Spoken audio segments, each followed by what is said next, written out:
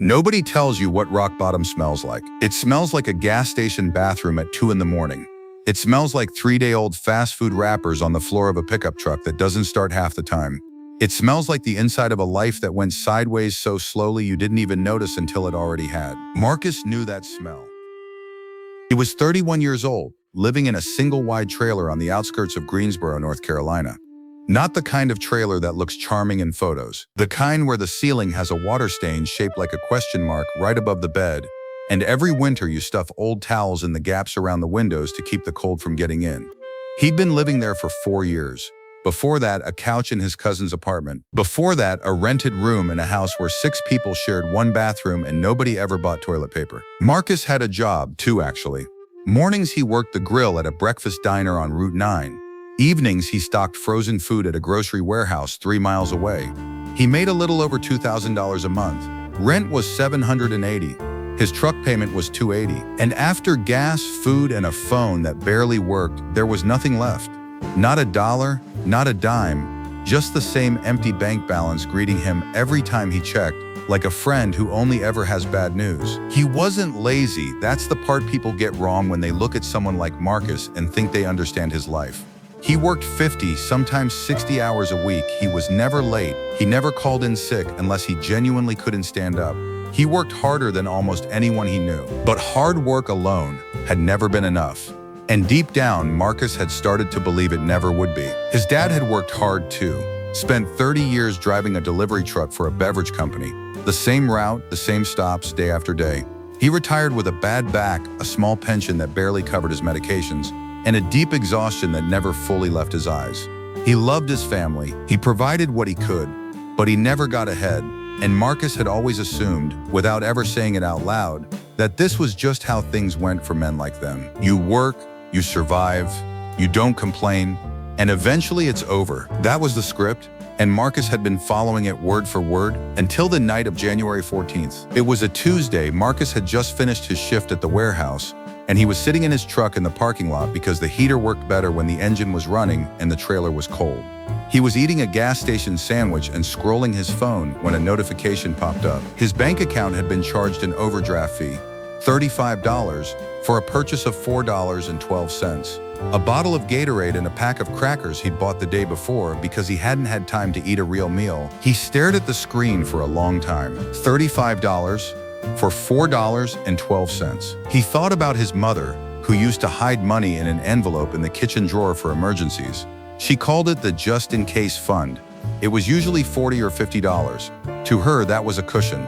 That was safety. He thought about how he'd never once in his adult life had even that. No cushion, no safety net. Nothing between him and the next bad thing except hope. And hope had never paid a bill in its life. He drove home, walked into the trailer, sat down on the edge of the bed, and for the first time since he was a kid, Marcus put his face in his hands and cried. Not because of the overdraft fee, not really, but because he was 31 years old and working himself into the ground, and he had exactly negative $31 to his name, and he could not see a single way out. Not one door, not one crack in the wall. Just the same life, repeating itself forever. He sat there for a long time, and then something happened that he didn't expect. He got angry, not the kind of angry that makes you punch a wall. The other kind, the quiet kind, the kind that sits in your chest like a coal and slowly starts to burn.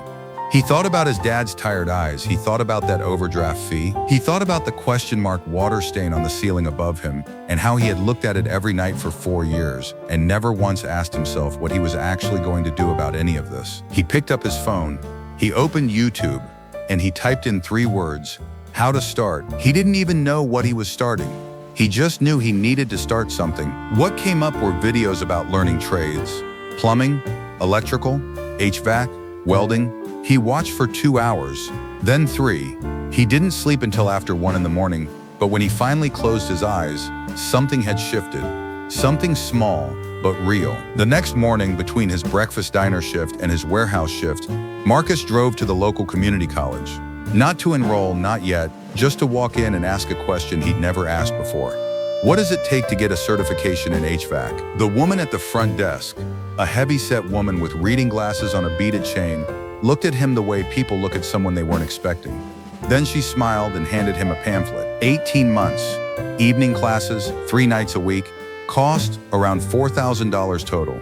But there was a workforce development grant that could cover most of it for someone in his income bracket. Marcus stood there reading the pamphlet in the hallway of the community college, still in his diner uniform, still smelling faintly of bacon grease, and he did the math in his head. 18 months, 3 nights a week, for a certification that could get him a job starting at 22, maybe $24 an hour. With overtime, that was close to $50,000 a year. More than double what he made now. He filled out the application that afternoon on his phone in the warehouse parking lot before his shift started. 3 weeks later, he was accepted. The next 18 months were the hardest of Marcus's life. He kept both jobs.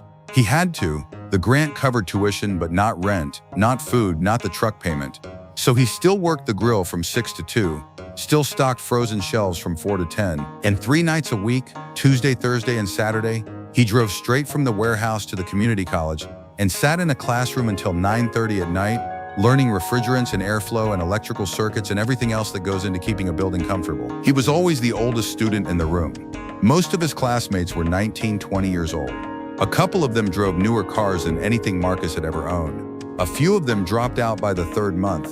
Marcus didn't say anything when they left. He just kept showing up. His friends thought he was losing his mind.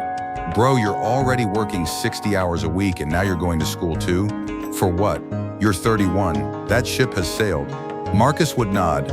Sometimes he'd say, maybe, and then he'd go to class anyway. Because he had finally understood something that nobody in his family had ever taught him.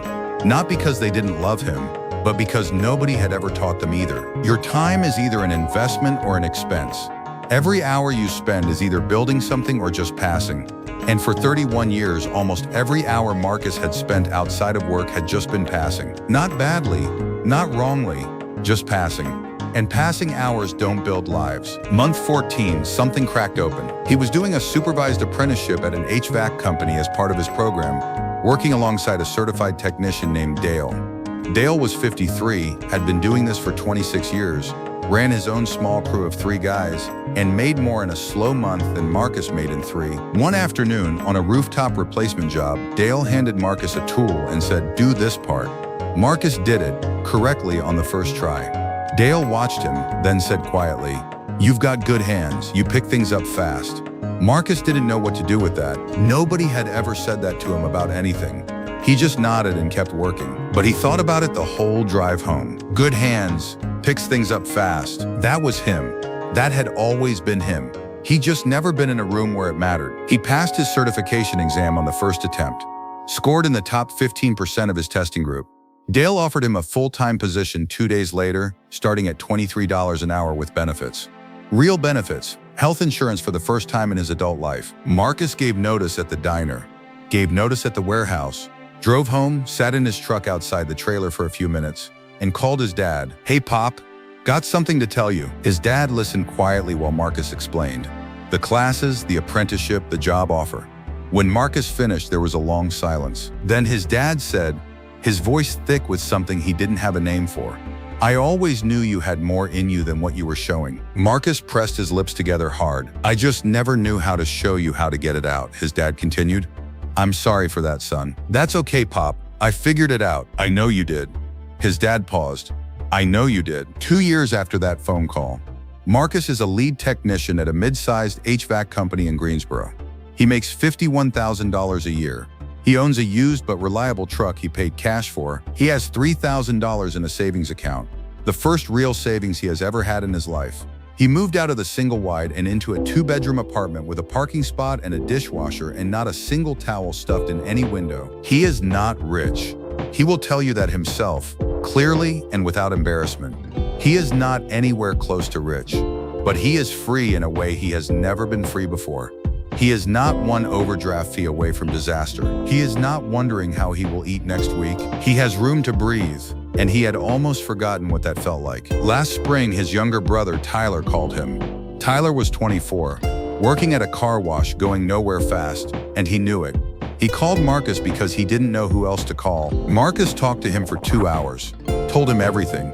The night in the truck, the pamphlet, the rooftop job with Dale, the exam score, all of it. And at the end, Tyler said, you really think I can do something like that? Marcus said, I think if I can do it at 31, dead broke, working 2 jobs, with a water stain on my ceiling shaped like a question mark, then yeah, I really think you can. Tyler started his HVAC certification program the following September. Now, I want to speak directly to you for a moment. Maybe your life doesn't look like Marcus's. Maybe you're not in a trailer in Greensboro. Maybe your rock bottom has a different address, a different smell, a different shape. But if you're watching this, there's a chance you recognize something in his story. That feeling of working hard and going nowhere. That quiet, creeping belief that this is just how it is. That you missed your window, that people like you don't get different endings. I want to tell you something, and I want you to hear it not as a pep talk, but as a plain and honest truth. The window is not closed. It was never a window. It's a door. And doors open from the inside. Marcus did not get lucky. Nobody showed up and changed his life for him. There was no inheritance, no connection, no break that came from nowhere. There was one night in a parking lot, one decision to type 3 words into a search bar, and then 18 months of showing up when every reasonable part of him wanted to stop. That's it. That's the whole story. You don't need a perfect plan. You don't need ideal circumstances. You don't need to be young or connected or starting from somewhere comfortable. You need one decision and then the willingness to keep that decision alive one day at a time. What is the one thing, just one, that you have been telling yourself you'll get to someday? The class you keep meaning to look into. The skill you keep saying you'll learn when things calm down. The call you keep not making. Today is someday, not because it's easy, not because you're ready, but because the alternative is another year of the same ceiling, the same walls, the same life your parents lived that you swore you'd do differently. You can do differently. Marcus did, with less than you have and more against him than you know. So here is what I want you to do right now. Not tomorrow, now. Pull up a search bar and type in one skill you've been curious about. Just look, just see what it takes. That's all. Just look. Because the road out doesn't start with a plan. It starts with a question. And you already know what question you've been avoiding. Go ask it. If Marcus's story meant something to you, share this video with one person who needs to hear it. Subscribe for a new story every week. And leave a comment below telling me what one skill you're going to look up today. I read every single one.